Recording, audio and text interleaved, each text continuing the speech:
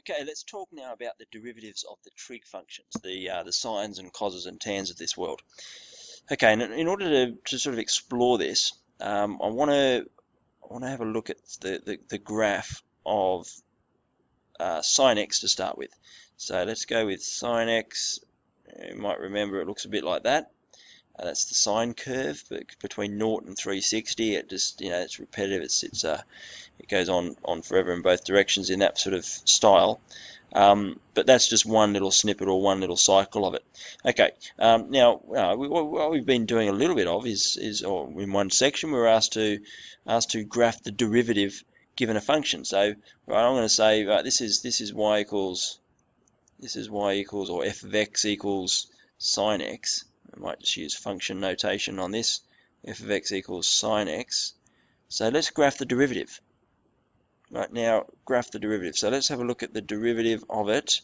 We'll get this in green. Right.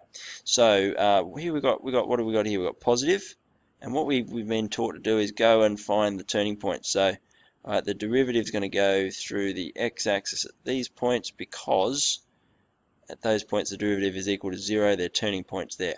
Right. So either side. So left of this, what have we got? We've got positive. So we're going to have positive to here, and then it's going to turn negative all the way to there. So I'm going to go positive, positive, negative, negative, negative. It's going to do that sort of stuff. So let's just see what happens here. We'll wrap it around like this, go up here, and then once we get beyond this turning point, it turns positive again, and around we go. Now, what does that look like? You're absolutely spot on. It's cos x. So our f dash x is equal to cos x. So look at that, 1 minute, 2 minutes into this lesson, and we have figured that the derivative of sine x is cos x just by drawing it, and that is in fact true. So sine x derives to cos x. Brilliant. Okay, so you want to make a note about that. Function derivative. Let's just start a little table up here. Function derivative. Okay, let's get sine x in here, and it derives to cos x. You can see the evidence is before you. Okay, now we need to know what happens to cos x. What happens to cos x when you derive cos x? So let's use the same method. I don't want to go on there again because we'll get a little bit congested. But let's take our cos x, which is a green curve, and it's sort of that kind of scenario, isn't it? Again, one period, one cycle. And let's graph its derivative. Right, let's do that. So in blue, I'm going to do that. So again, let's go to the turning point. I know it's got to go through there. Now I also know this is a turning point, so it's going to go through there, and this is a turning point here. So these are the 3 points that my curve is going to go through. Now what happens? Start there. Does it go up or does it go down? Because oh yes, it's decreasing, isn't it? Decreasing all the way to here, and then goes up. So I'm going to go down, and then I'm going to go back positive now because it's positive all the way here to there, but it's just about to shoot down again. So I have to come in that sort of motion there. Okay, let's just have a look at the black curve here. That was sine x. What does this look like? Absolutely, it's the sine x. It's this black curve sine x reflected in the x-axis to give us minus sine x. So if we start out with cos x as our function, then our derivative is minus sine x. Fantastic. There we go. So we've got the derivatives for sine x and cos x as cos and minus sine respectively. That just leaves us with tan to go and figure out. So tan x, well, with tan x, with most things we use sine and cos. We know that tan equals sine over cos. So let's use an algebraic approach here. Tan x is equal to sine x over cos x. So the derivative of tan x will be equal to the derivative of sine x over cos x, And because we know sine x and cos x derivatives, I can use the quotient rule on this now. So let's get to work on that. So that's equal to u over v du dx, which is just cos x again, minus u sine x dv dx. Dv dx is minus sine x, isn't it? And remember, these are times together. Sine x times minus sine x, cos x times cos x, over the square of, so cos squared x.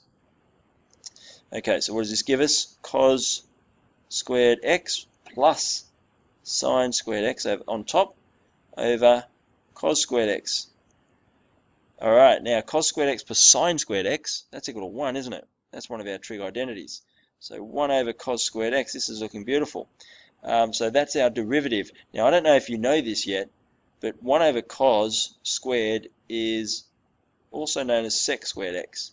Do you know the reciprocal trig results?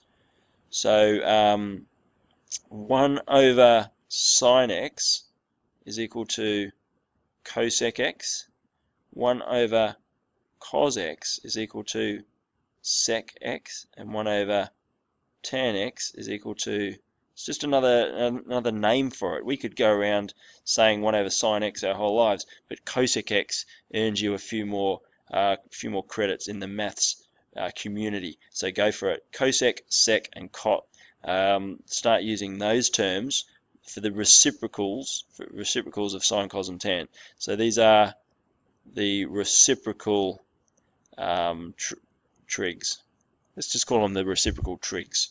Cosec, sec, and cot. Okay, so we got a derivative of 1 over cos squared, but where we want to be calling that sec squared. So up here we go, and that is my derivative of tan x, sec squared x, which is just 1 over the square of cos x.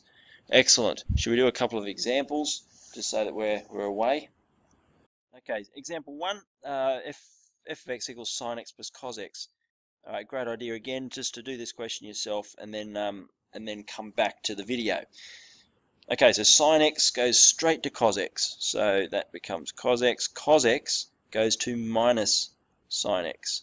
So the derivative is cos x minus sine x. Okay, a second example, y equals, so y dash equals.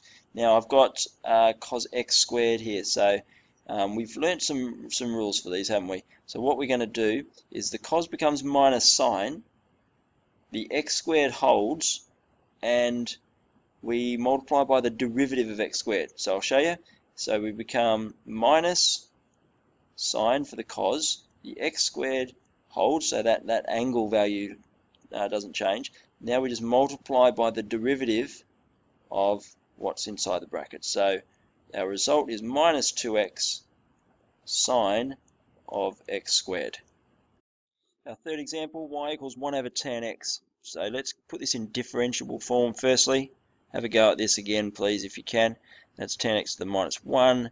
Now I'm ready to derive. Y dash equals, the minus 1 comes down, the tan x is held, we drop by 1 there, and chain rule, we multiply by the derivative of tan x. What was derivative of tan x?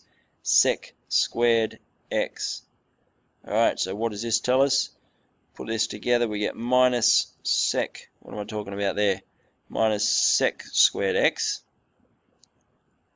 Minus sec squared x over tan squared x. This can be improved on. I'm not too happy with that. I know that sec squared and tan squared have got lots, so I'm going to write them both in terms of cos.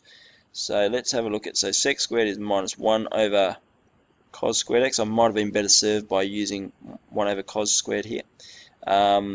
Divided by, because that's what we're doing here, so this is just the numerator down here, minus 1 over cos squared, divided by tan squared, which is sine squared x over cos squared x.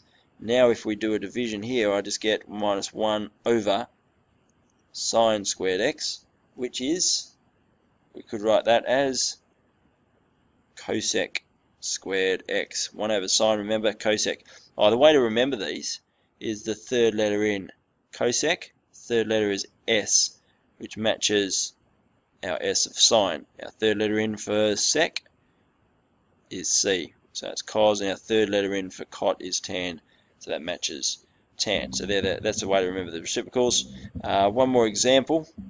Okay, last example now. We're in differentiable form. We have f of x equals sine cubed 2x. Actually, we're not in differentiable form. What am I talking about? Let's put it in differentiable form. Sine cubed, this means sine 2x, and that's all cubed. That's going to be much easier for us. Now let's differentiate. The 3 comes down the front. The sine 2x stays, doesn't it? Sine 2x, that stays. We reduce the 3 by 1, so this is now sine squared 2x.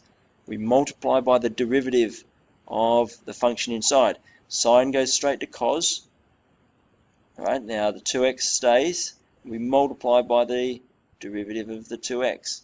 Let's tidy this up. So it's 3 by this, by 2 cos 2x. So it's 6 cos 2x sine, the way to write this is sine squared 2x. So 6 cos 2x sine squared 2x is our result. Okay, we're good to go now with exercise 14A, which is on page 498. I'll see you soon.